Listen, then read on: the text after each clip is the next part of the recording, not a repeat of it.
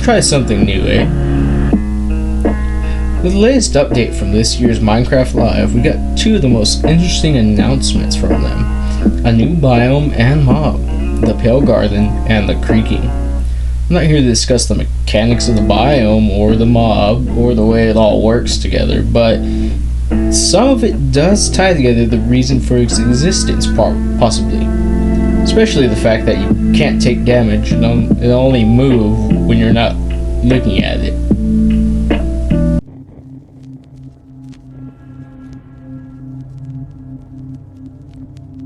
During daytime, it's quiet, like almost serene in the new Pale Garden. While you might feel calm walking around in this forest, there's also an eerie mood. Something isn't quite right. Then, when darkness falls, you indeed feel another side of this place. Like the hanging moss shifts from being pretty to really spooky, and you realize that you're not alone. There's something lurking in the shadows. So everything about this biome feels... I really like also the new biome. It invokes really those eerie and spooky feelings. Yes, eerie indeed. And turns out there actually is something lurking in the shadows. The Creaking. It's our first tree-like creature, and it's almost like it's camouflaging in the Pale Garden. And when it's dark at night, it's kind of hard to see it except those like elusive eyes. Yeah, and it also interacts with those trees, which is super fun. Yeah, there's a special new block that it has a connection to. When you approach the Creaking, you can actually realize that it doesn't take any damage, and when you try to hit it, it points you somewhere in the canopies. That's where basically the Creaking heart is, and that's what controls the mob. One of the main themes of the Pale Garden and its inhabitants is that there's a lot of contrast from the rest of the world. So when we made the Creaking, we also wanted it to feel unfamiliar and different from other mobs, which is why we made it more asymmetric, to really go on this point of like being different from everything else. The Creaking doesn't exist on its own. It's more of like a puppet of the new block, the Creaking heart.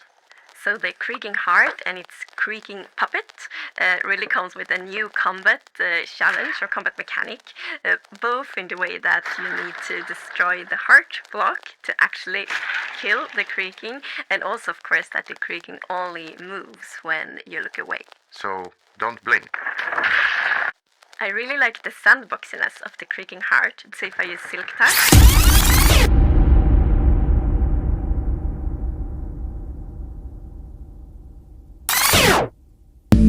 But what does this have to really do with the Warden that I'm tying together? Okay, so the Warden has been around for some time now, but here's the basics of it. It's blind and navigates using sound, spawns and is connected to the sculk, very strong and durable, but it can be killed with great effort. Along with this, the Warden's not entirely a part of the Overworld as Game Theory has brought out in their recent videos. You'll hear another noise, the sound of something burrowing up to the surface. That something is the Warden. So what am I saying here? Well, I'm suggesting that the Warden wasn't created by the ancient builders to protect themselves. Instead, I think it was made by the sculk to protect itself. When it senses danger, it summons a creature made of sculk, an unstoppable force that acts as the final line of defense, trying to ensure the survival of this species. And this is actually supported by the Warden item drops. You see, if you manage to take one down, it drops a single sculk catalyst, which honestly feels like a crummy reward for something so difficult. However, from a lore standpoint, it makes perfect sense. If the Warden's primary objective is indeed the survival of the species, then in defeat, it would want to release a last-ditch attempt to keep the species alive, hence a single catalyst. But that still doesn't answer the major question, where did the sculk come from in the first place? For that, patches of sculk blocks. If you follow these patches further down into the cave, eventually you'll find an ancient city, ruins covered in even more sculk. Logic would dictate that since the concentration of sculk is higher in the cities, this must must be where it originated. And this seems to be correct. In the ancient cities, the hallways are covered in woolen carpets. That's an important detail since the sculk and wardens are sound-based entities. They respond to your steps. And wouldn't you know, woolen carpet are the only blocks that don't activate the sculk when they're walked on. This tells us that the inhabitants of the ancient city were clearly aware of the warden, and they were trying to live their best alongside it. However, just because this seems to be where the warden lives now doesn't mean that it's always been here. Right in the middle of the ancient cities is a massive structure made out of a new block called reinforced deep slate, an immovable, indestructible block similar to the end portal frames. But that's not where the similarities end. In the game files, this big structure of reinforced deep slate is known as the city center. It's a pretty generic name, right? Doesn't really tell us all that much. However, there are smaller versions of that same city center dotted around, and in the game files, they're known as small portals. I can hear, but thinking about the story fragments that we have, the question is, what does it mean? Well, let's actually talk about that last bit. A member of an ancient builder society, the same one that made these underground cities, is out caving, collecting precious materials, when all of a sudden he hears something out in the distance. He rushes to the surface, only to see the Wither floating there. This leads to the first section of the disc with the emergency sirens blaring. The Wither is on its way, so the city needs to mobilize its army to try and take it down. They travel through the caves until they get to a secure entrance. When they open the gates, it's clear that their worst fears have come true. The Wither has followed the colonists down into the depths. They can hear the Wither's explosions in the distance, getting closer and more frequent. Desperate for an escape, they rush to finish the new portal technology they've been working on.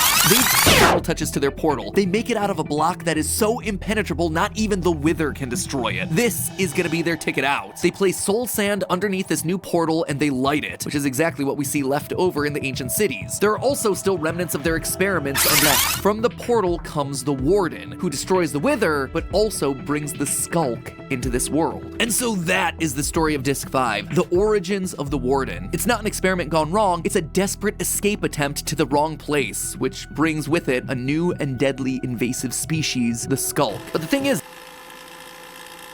the Warden is different from other extra-dimensional invaders. Unlike the fallen nether portals, which after being ruined can't spread anymore, the sculk continues to spread. This can be a problem for the overworld since the sculk can possibly choke out the needed parts of the land, which sustains all the life outside of the caves. So how do you stop it, a sentient, living, invading life form?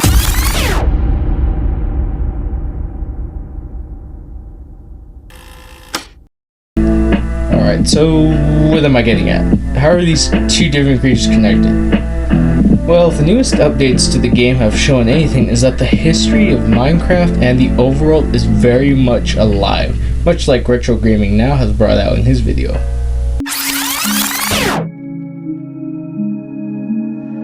Minecraft is a game of enormous creativity. The world is a canvas, the blocks are the paint, and the player is the artist. Yet the Minecraft world is not static. Even as the player does nothing, things happen in the world. Sheep eat grass, mobs spawn and die, lightning strikes the earth and trees burn. Random events occur even without the player. The canvas has a life of its own.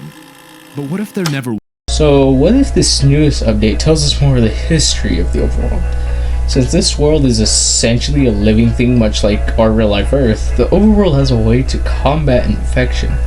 And I think the Pale Garden is the answer for this sculk infection. Some of the points to bring out here is that the garden is quiet, the creaking can't take damage, and it's relatively empty there. These are all things that play to the Warden's weaknesses. Let's illustrate. A Warden lives in a nearby cave, killing everything that makes noise and spreading the sculk. Suddenly reaches the garden. It's quiet with almost no mobs. Night falls and the creaking arrives. The Warden attacks Creaking, but it doesn't take damage. It's blind, so multiple Creaking can attack it from all sides. And since it can't mine blocks, that's also another factor to bring into. Anyway, eventually the Warden falls and the Creaking go back into the trees. With the Warden gone, the sculk stops spreading and the gardens grow more. After hundreds, possibly thousands of years, the sculk only exists in the deep dark, and eventually the gardens stop growing. The overworld has contained this infection. I think this is what Mojang has in mind for the mob as far as the Minecraft lore goes. My theory is this: the Creaking is a mob that is a natural protector of the foreign threats to the overworld. But I guess I'll see if I'm correct after a couple of months or so, after they fully implement it into the game. Anyway, if you like this, maybe I can continue doing a series like this, just like and subscribe. Thank you. See y'all in the next video. Bye-bye.